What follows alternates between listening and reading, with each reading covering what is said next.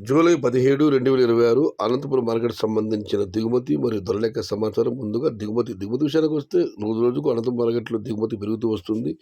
నిన్న 1,11,000 చిల్లబాటు దిగుమతి అయితే ఈరోజు ఆ సంఖ్య 1,40,000. ఇక ధరల విషయానికొస్తే ఉన్నాయి టమాటాలు 50, 60, 70, 80 ఇవన్నీ పొడికాయలు మరియు అన్‌క్వాలిటీలు.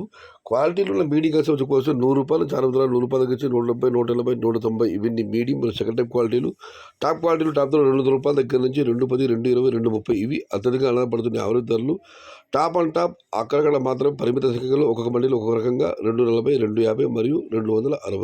మొత్తం మీద చూస్తే క్వాలిటీ టమాటాలండి రూ. 200 దగ్గర నుంచి రూ. 260.